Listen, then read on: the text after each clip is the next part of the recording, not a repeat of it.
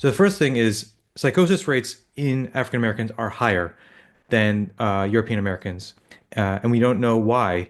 So just to start off, they're approximately 3 to 4 times higher. So 200 to 300% higher. Here's some studies that have shown that.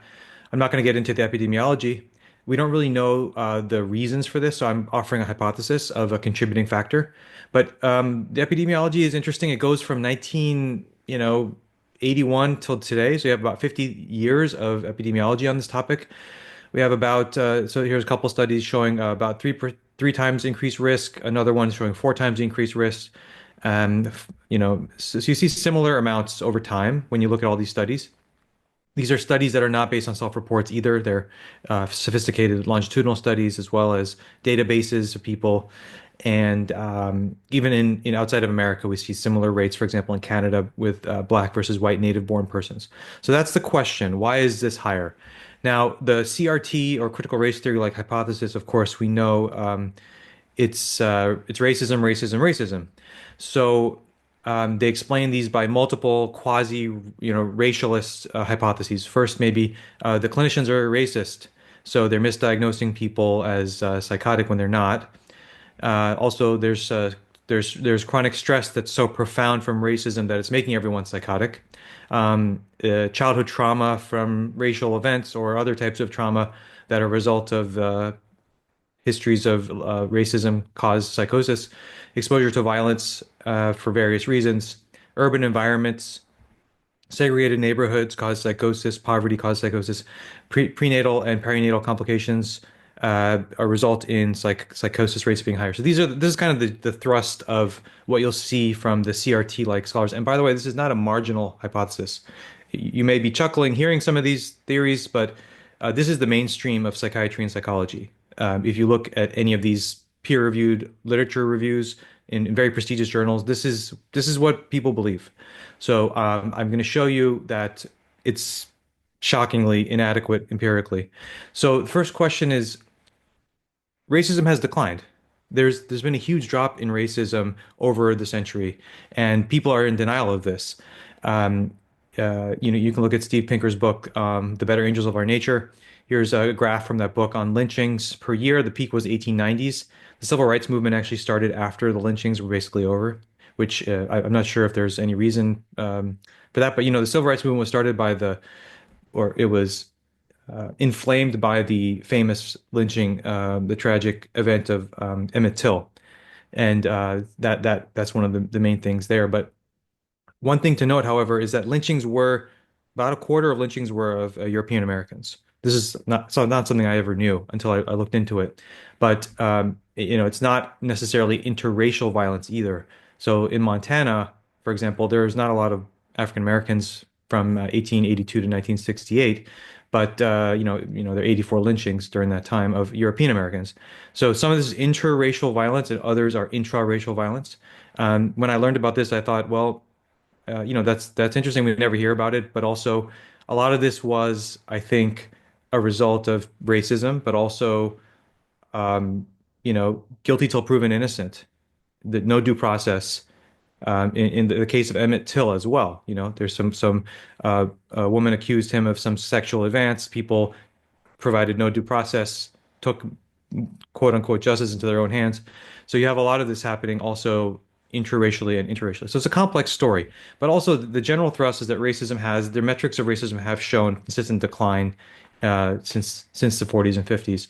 Hate crime murders of African Americans. Now this is single digits. This is not the per capita rate per thousand people, but actually total absolute numbers. We're looking at 5, 3, 2, 1, and here you can, one quote from the author here is, in a country with 17,000 murders a year, hate crime murders have fallen into the statistical noise, which was, probably not the case 100 years ago. The other interesting thing is that, this is the taboo thing that people, don't often like to say, but interracial violence is not symmetrical. So, in our current era, there's more interracial violence against non-African Americans. So that's the sort of taboo thing you're not supposed to say. But it's good to know that these things have gone down, and non-lethal hate crimes against African Americans have gone down too. So we see this trend from the 90s to today. It's still obviously a problem to have this level of any level is obviously bad, but it has gone down in terms of hate crimes. As of 2005, we see so much progress that African Americans were the least likely to be victims of hate crimes. If you look at um, the Department of Justice statistics and the annualized rate of victimizations per 1,000 individuals, African Americans are actually the least likely to be victims of hate crime. So that's good. I consider that progress.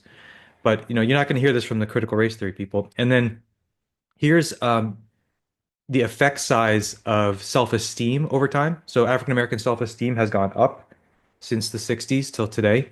So African Americans as a group have the highest rate of self-esteem of all other racial groups. And that amount of increase has gone up over time. So that's a sign of progress, I would say. In addition, segregationist attitudes have declined over time. So percentage of people saying they would move if a black family moved next door, or endorsing segregationist attitudes has gone down over time dramatically. And searches for racist jokes and other types of sexist and homophobic jokes has gone down. So these are Google searches, so they're private. So they're very reliable indicators of what people actually think. Nobody's watching them as far as we know. I'm sure the government's watching everything, but this is another great indicator of decline of these types of prejudices.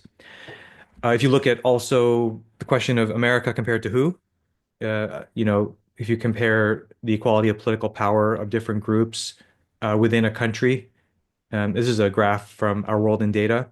To the extent to which social groups are irrelevant to politics or have similar political power, North America is doing better than the rest of the world. So that's considered, I think, a good thing, and the overall index is going in the right direction. Agreement with home sellers can discriminate in sales to whoever they want. You see, the European American answers have consistently gone down that, you can't just discriminate to who you sell to your home to. And interestingly enough, African Americans also agree that you should be able to discriminate when you sell your house to whoever you want. And the current levels, this is only until 2008, but they're not that different. They're about 20% here, 30% here. So we see that an interesting flip now where attitudes on interracial marriage are on the left. The left graph is just general. How much do you approve of interracial marriage? It's almost near 100% approval, whereas it was very low in the 1960s, 50s. But like I said, the interesting thing now is that the percentage of people who say, marrying somebody of a different race is a bad thing for our society is actually highest amongst African Americans. So we've gotten so much progress that things have flipped.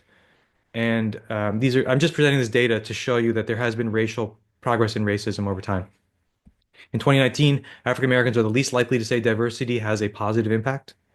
They're the least enthusiastic about having many different races or ethnicities in the United States. We saw some of this with the immigration debate in like Chicago, in the recent election, where some of the most vociferous voices against open borders were coming from African Americans. So all of this is kind of denied by critical race theory. Critical race theory, as you know, I'm not going to dilate on this too much, but Derek Bell and his colleagues believe that racism is an integral, permanent, and indestructible component of society. And the beliefs are something like racism is systemic, it's not primarily interpersonal. Discrimination is a large factor in explaining group differences. The basic premise being anytime you see a disparity, it's discrimination, period, end of discussion, as opposed to it's one variable in a multivariable explanation. Legal neutrality is a myth. It's all just a conspiracy to hold us down. Intersectionality, types of oppression add together to make new forms of oppression. This is sort of like the Voltron theory of discrimination. If you grew up in the 80s and 90s, you know Voltron. There's been no or minimal progress in decreasing racism. So they would deny all those charts I just showed you. Those are just that's just white logic. That's just colonial logic or something like that. Pseudo-religious psychological function. So if you look at what critical race theory does, and you have patients who are, in this sort of religion or ideology, it provides an explanation of origins. It gives a simplistic answer to explaining inequality. You don't have to think very deeply. It's a palliative for outgroup hate. There is a function to hatred of outgroups that's very psychologically healthy for people. And the oppressed self is the hero. So I'm the hero. The oppressor who's oppressing me is the villain. People feel in-group, out-group foundation of their morality is satisfied.